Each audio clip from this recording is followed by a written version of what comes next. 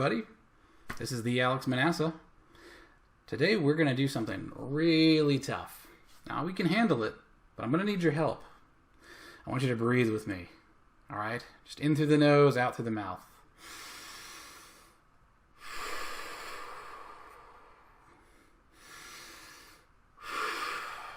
Alright. Come say, come saw. I think we're ready to go. Okay? Today we're going to be fixing an entire political party. Ooh, didn't think that was going to happen, did you? No, it's not going to be the Republican Party. It's not going to be the Democratic Party. It's going to be the Libertarian Party. I'm only one man, right? But I think I stand a good chance of fixing the Libertarian Party with your help. All right? Now, before we fix anything, it's like setting a bone. It's going to hurt. And then there's going to be healing that has to happen. And I don't want anyone to feel like I'm attacking you. If you're a libertarian or you like the Libertarian Party, I myself sometimes, when I was younger especially, was a bit of a libertarian.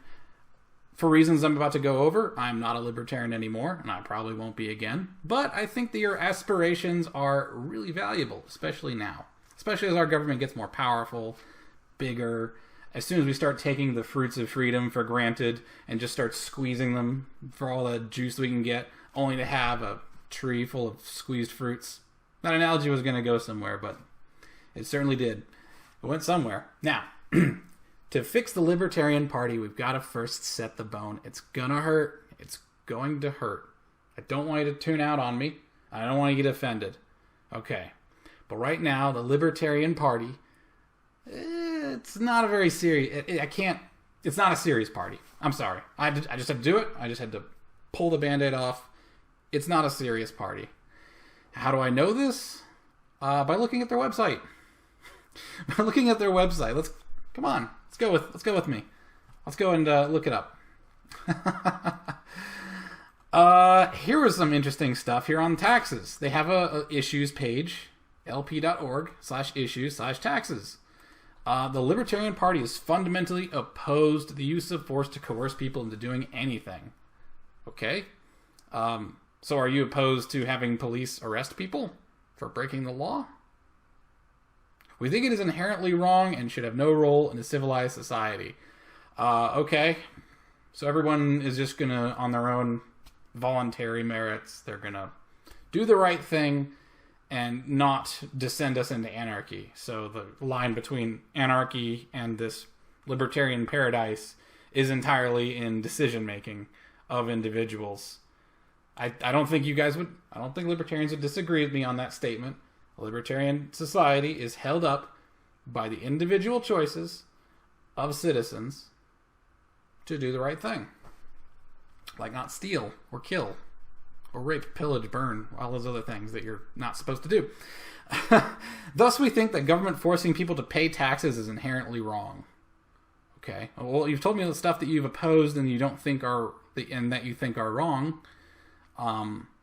I don't know if this translates directly into action, but if it does, I would say that's very that's very aspirational. As I said before, that's very aspirational. You can't run a society without taxes.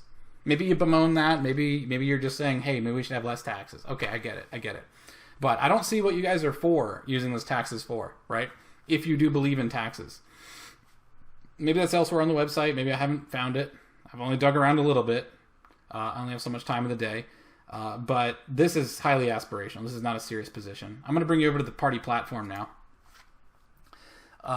In their statement of principle, which, by the way, was drafted in 1974, so that's about 4 years shy of 50 years ago in Dallas, you espouse a lot of different things that I think are good. These are what our country is founded on. Right to life, got liberty of speech and action, okay, and the right to property, okay. Now, I want to highlight that. You can tell how viable a philosophy is by how well its leaders and followers adhere to it. If you have a government where everyone is bribing each other and stealing things, that's a good sign that the government doesn't work. If you have a government that the leaders don't walk the walk, that is another good sign that it's not working. And I think a few months ago, it was Joe Jorgensen that said that we need to be actively anti-racist. It was something to that effect. It was a support for BLM kind of deal. It was a support for this whole racial equity movement. I don't see how that can possibly be consistent with the right to property, because, as we know, anti-racism was a term coined by Ibram X. Kendi. It means pretty much just, in his own words, it's discrimination that creates equity. I'm paraphrasing, but those discrimination and equity are part of it. So if you're going to discriminate, let's say take some land, take some property, take some money, and then give it to somebody else, or you bar someone from maybe, say, having a job, that would be more classical discrimination. You can't be a lawyer unless you are these races. I don't see how that is at all consistent. Let me go back to the property thing. Let me make it about property. You can't buy this land unless you are these races. Okay, I don't see how right to property oppose all government interference with private property. Why is the presidential candidate for a party that says that they don't believe in government interference of private property also saying that we need to be anti-racist and therefore discriminate to create equity? That is not consistent. That is completely not consistent. Prohibition of robbery, trespass, fraud, and misrule. You can't prohibit those things unless you have taxes into government. All right. There's probably a lot of things about libertarians that I don't understand, and that's okay. I'm not a libertarian anymore. I haven't since I was a teenager. I just want to observe that that's a common age where people leave the Libertarian Party, is in their late teens, early 20s. Let's get on to, now that I've set the bone, and you're still feeling that ache, and I could be wrong, please let me know in the comments. Maybe I'm mistaken. I'm open to fix my ways. I am by no means an expert on this. Let's talk about how we can fix this, right? So let's get some soothing ointment on this freshly set broken bone here. Okay, so we're going to go to the whiteboard. And I'm going to say there's two parties. There's Party 1. And let's call them Party A. I like letters better than numbers. And we've got Party B. Not Cardi B, Party B. Party B. Draw a table right here. Okay, so you have Party A and Party B. Let's say the alignment between your platform and Party A is about 75%. 75%. Let's say Party B is a little bit less aligned with you. Of all the issues that you've weighted for importance, so you'd say like, okay, freedom of property is a 10. Freedom to have like fully automatic shotguns is like a 2. I'm going to just say that. Maybe it isn't. Maybe you like shotguns a lot. Weighted priorities. This puts this at about 60% for Party B. Why not? Right? So Party B is aligned with you by 60%. Party A is aligned with you by 75%. What's the worst thing you could do if there are two major parties who you don't have a snowball's chance in heck of beating? Let's be realistic. These, of course, is Republicans and Democrats, respectively. What can you do to incentivize them to marginalize and dislike you the most? The people who are most aligned with you? How do you make it so that they're most angry with you? Well, it's by stealing voters. Stealing voters, right? I mean, it's not really stealing. People are entitled to vote for who they want to vote for. If you want to piss off Republicans, be a libertarian candidate who's good. The better you are, the more you piss off the people in that party, right? Because you're going to take away a little bit more voters from their party than your party. That's a 15% differential in the alignment of values, and therefore you're going to take just that much more in voters away from them. So they're now disincentivized from helping you. They hate your guts. And now they're going to do everything they can with their gigantic ad machine, with all their campaign money and all of their weight, all of their might is going to be spent making you look illegitimate. That doesn't sound like a good winning strategy.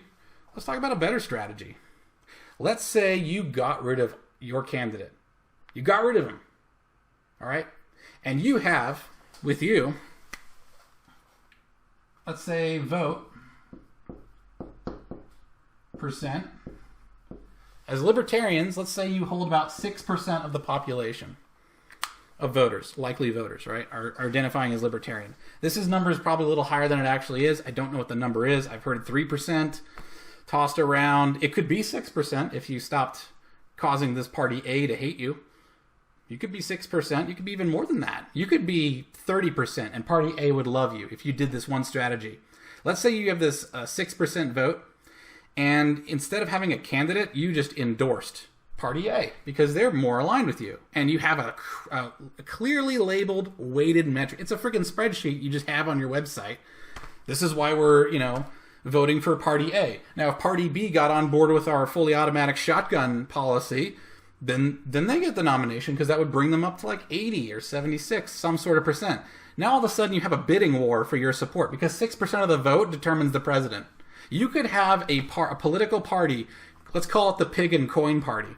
The Pig and Coin Party, what they do is they have 10% of the likely voters have joined this party. This party dislikes all the other parties. They're so sick of the two-party system. What they do is they just have a coin toss every 4 years, and then whoever it is, Republican. We're voting Republican. It's going to be Republicans. Because 10% of the voting population would determine the president 100% of the time. 100% of the time. Especially with politics the way they are these days. The landslides, the spreads, that stuff hasn't happened since Reagan. It might happen with Trump. We'll see. You can only hope. But if you commanded a certain percentage of the population and you just endorsed, it wouldn't have to be a coin flip. Now, sorry, I said about the coin and pig party. The other joke I was going to have is that if you had one bowl of food for the Republicans, another bowl of food for the Democrats, and then you just had a pig. Imagine there's a pig right where I am. Imagine I'm the pig. It's not too far. Pig with a beard. The bearded pig, you take the blindfold off. Ugh. Maybe you spun him around to increase the randomization. First trough he eats out of, Republican. All right, we're voting Republican this year. It's just as good. You could have a party that determines 100% of the presidents by a spinning pig, by a dizzy pig. The dizzy pig party is actually pretty good. You can already see the logo. It's a pink pig with little wings on it, with a little arrow in a circle kind of going around, signifying the spins. Right? That would be the most... I would dare say that if they had 10% of the likely voters and all the voters pledged and stuck by the pledge that they would vote for whoever the pig chose, that would be the most powerful, not only pig, but it might also be the most powerful mammal on the planet to determine the president of the probably the mightiest country, at least militarily, in the entire world, 100% of the time. That pig, there would be some sort of baseball numbers game about who the pig's going to choose this year.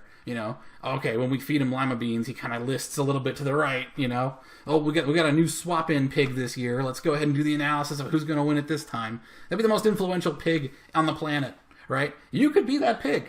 If you incentivized with an endorsement, you could have people driving these to, all right, 60%, they're going to get it up to 80, right? 80%. Okay, I got it. All right, we're going to have that 80% might be school choice. That could be reduced federal aid for universities and it going to the national debt instead or something, It could be cutting off federal student loans. And they're just going to keep upping the ante because you are literally determining, until eventually you are determining the entire election with this system, until eventually they're both just 100%. And now you just change what the denominator is of that equation. You just keep making more demands. So to get last elections 100% is now only 70% with the new demands. You can have them do anything you want. If you had a third party that ran purely on endorsements, you wouldn't be a vote stealer, you'd be a vote pledger. You'd have the weight and the might of those votes. Rather than competing with your most closest party for irrelevance, now you're cooperating for actual change. I don't know why this idea hasn't occurred to anybody. Maybe I'm missing something. Let me know in the comments down below. And I think we can fix the Libertarian Party and make them the most powerful pig on earth. Thank you. Goodbye.